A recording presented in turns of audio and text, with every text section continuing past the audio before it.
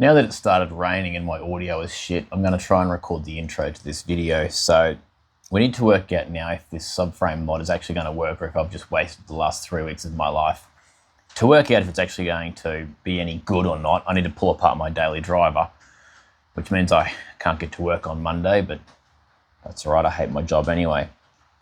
So I need to work out the current camber castor of the vehicle, which means I need to work out the KPI, or the kingpin inclination, which is basically the relationship between the top mount and the bottom mount of your spindle. Get the angle of that to get my castor, and then obviously the face of this in relation to level. So I'll get a level mark on the car, measure the face of the disc at ride height. I know approximately what the ride height is with the wheel on. With the wheel on, it's a bit hard to measure the camber because the wheel's not flat, but we can get close enough with an alignment rack. And then I need to, pull apart my fully assembled car again for no reason. Put the new subframe in, take some measurements, then pull that subframe back out and put it all back together again, just like this. This isn't my daily driver, by the way, obviously. Let's do it.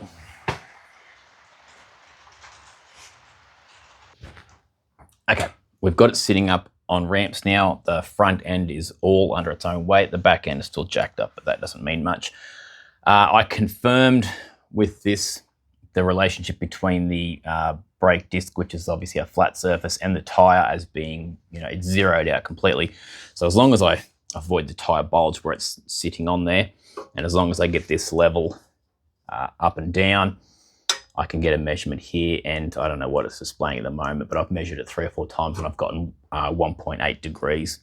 And I checked it on the other side. The other side's 2 degrees, this side's 1.8, no matter which way I measure it. So I'm pretty confident 1.8 degrees is what I've got on this side, which makes sense because previously I've used the BC Racing coilovers with the adjustable strut tops on them, and they don't have the caster ring in them, so they've got a little bit more camber adjustment. And I got 2.3 on this side and 2.5 on the other side, and that was the maximum that you could get out of it before you start, your drive shafts, started bottom out, because I've also re-drilled the strut tops and moved them in further, and I couldn't go any further than 2.5 degrees. So that all checks out, makes a heap of sense. I can't get a decent caster measurement, not without going to a lot of effort, so I'm not going to do that. I'm just going to find something that I can measure from repeatably, whether it be the brake caliper or the steering arm, whatever I can measure from, because I just only really need to get the range of caster adjustment. It's a secondary measurement and it's more for driver comfort than performance anyway. So I just put it in there because I could, and I've got adjustment up here. The camber is the main thing that we're going for, because you just can't get enough camber out of these cars from factory to get even tyre wear, even tyre temperatures.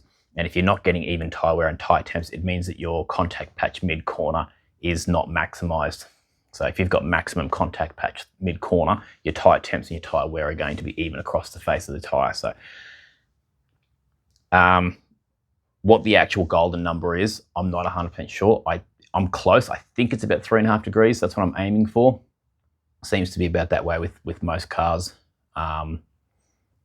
So that is the reason for doing all of this. We might grab an extra 1/10 a lap, which would be nice. Starting to think if it's all worth it. Let's do it. Okay, in case you've never dropped a subframe on a 206 before, I'll just really quickly run through how to do it. So this is pretty much all you'll need. 18mm socket, 17mm socket, 16mm socket, 17mm spanner, and this is an E16 eTorx bit. You can use a socket, I think it's a 12mm, if your bolts aren't super tight. If they are, you'll strip them, and then you'll be in for a real drama. So grab yourself an E16. 17mm is for your wheel nuts. If you're not using a 180, they'll be 19mm. Once you get your wheels off, that one goes aside.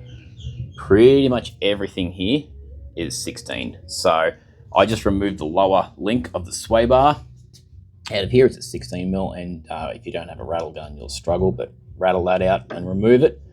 Sway bar will stay with the subframe. And then this pinch bolt goes through your lower ball joint. It's a 16mm nut with a 17mm head. So you'd hold the head with a 17 and rattle it off. It goes just through there like that. You need to remove the entire bolt because there's a notch in the ball joint and it won't come out with the bolt in. Then you need to remove that lower ball joint. If you use a pickle fork, you'll damage the boot, like mine's already damaged. So you need to try and work out how you're going to get that out of there without damaging it, because the arms will come out with the subframe. You can take the arm out of the subframe there, but it's very difficult with all this assembled. So, and otherwise you've got to undo hub nuts and stuff. So we'll do it this way. It seems harder, but it's not. Okay, under the car, we need the other tools. Let's jump under here. So these are 18mm here. That's your steering rack bolts. They're actually a stud. So I've got one removed here. They have a T20 or a T15 Torx drive in the bottom of them. So when you put them back in, you need to drive them in with the Torx bit and tighten them up to like 15 Newton meters or something, not very much. And then you do that 18mm nut up to get them tight. We'll leave the steering rack in there because it's power steering and I don't feel like dropping the lines and everything. So, and then there's a 16mm bolt which runs through the dog bone just here on your lower engine mount. So we've removed that one. And then it's just the 4 subframe bolts. So there's one just there, and then there's one at the back, and then the same on the other side. The other one, you can't really see, it's over there and up there, and then the whole thing will drop out. Quite simple. All right, so this is actually interesting. So I have calculated the triangle of the front suspension, and I've worked out that by changing that lower control arm geometry by 10mm should give me about 0.9 degrees of camber change. But I've just leveled this to the car again, and going off the outside here, it appears that I've gone up to 2.3. So it looks like I've only got a half a degree measurable camber difference. However, it should be 0.9. So what's actually going on there, I'm not 100% sure. But even if I do only have a half a degree camber difference here, that's still a positive sign, because I know that I can get an extra half a degree out of my strut tops if I go with the BC strut tops, or alternatively by using the Spooks Racing strut mount reinforcement brackets. You can actually now re-drill those holes 10mm further in, because I've moved the wheel out 10mm. I can go in 10mm at the top and not run into issues with the drive shafts bottoming out. So if I do need to get more, I can just do that. I can just modify my strut tops. But I've run 2.5 degrees on these things before and it was fine. I really do need to get that alignment checked, because just by looking at it, you can tell there's quite a bit of camber there. Unfortunately, I can't really run it through the cycles when it's sitting up on these ramps, because they want to spin on the floor. I can also, by adjusting the castor, I can also change my my camber through the radius of turning. So if you've got more castor, as you turn, the wheel will gain and lose camber more. So I can dial that in a little bit more, because I sort of need more camber mid-corner. I don't really need it on the straightaways. So I think it's a win. I'm going to go with it. I'm going to get my brackets, so my reinforcing plates and all my templates and everything. I'm still shopping for a laser cut. I'm going to get them laser cut, and I'll use the laser cut parts on the other side to make sure that it works before I, release them on the unsuspecting public. So I will carry on with that. But in the meantime, I need to get my usual subframe back up under here and have quite a few beers, because it's quite a bit of work. As easy as it seems, it's still a bit of work, especially when you've got a sat shift, because you've got a sat shift attached to the subframe. you haven't got a sat shift, it's easier. If you got a sat shift, it's bloody hard.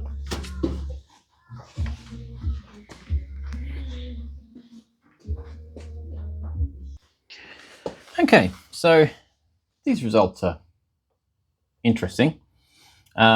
Previous to this, I've punched the geometry of this into a trigonometry calculator, and I've worked out that by moving the hub center out 10 millimeters will give me 0.9 degree camber increase, or at least 0.9 degrees difference in a relationship of the strut top and the ball joint, which should equate to 0.9 degrees camber. I can't see any reason why it won't. However, physically having done that now, I have gone from 1.8 degrees to, well, it's changed now. It says 2.25, so 2.4 before.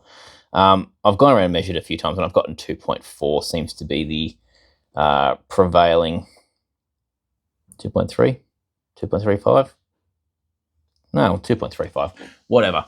So it appears that instead of getting 0.9 degrees, I've managed to get 0.6. Where the other 0.3 of a degree has gone, I'm not 100% sure, probably just in my shitty measuring. So that is a win, because 2.6 degrees or even 2.35 is more than I've ever gotten on the driver's side of a 206 before. Plus, by moving the hub center out 10 millimeters, it means that my drive shaft is now essentially 10 millimeters longer. So by using a set of like Spooks Racing's strut top reinforcement plates, or just make up your own, you could then re-drill the strut top in 10 millimeters without, bottoming out your drive shafts. And law of leverages says that by moving this over 10 degrees, you're going to get a lot more adjustment in angle by moving the bottom out 10 millimeters, because it's only halfway down the wheel face. So a combination of those two, plus, strut tops, will give you easy 3.5, which is what I'm aiming for. So it looks like I'm going to have to do that mod again, which I was hoping to avoid, but unfortunately, that's how it is. By using the BC Racing adjustable strut tops and not the Camber castor adjustable ones, add 0.2, so you'd be up around 2.6 degrees. So if 2.6 is what you're aiming for, that's the combination for you. If you want more, then you're going to have to re-drill your strut tops. So it looks like I'm going to have to do that. However, I would like a more professional alignment on the front end of this thing. So I might wait on doing that until I can get an alignment. So in the meantime, I'm going to get all of my templates and reinforcing plates laser cut, and I'll use the laser cut parts on the other side of the subframe to make sure that they work before I release them on the unsuspecting public. However, if you don't want to use really expensive laser cut parts, then feel free to copy my homework, because it can be done with an angle grinder, a drill, and a welder. And you too can get an enormous 0.6 degree camber increase on your Peugeot 206. So, yeah, that's me done. I've got to put all this back together again this afternoon, and then have many beers, because those birds are annoying the hell out of me. So I'm going to do that, and you're going to stay beautiful. Let's do it.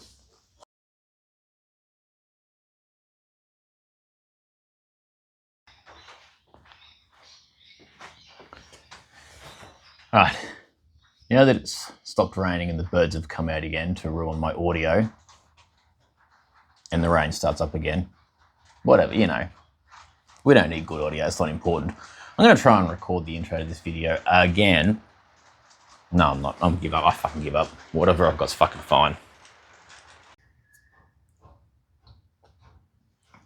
All right, I'll measure from something.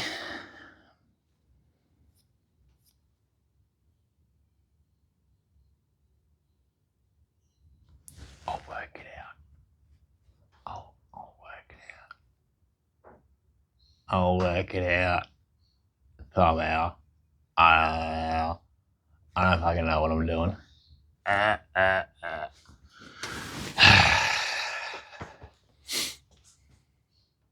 The things I do for you guys. Let's do it.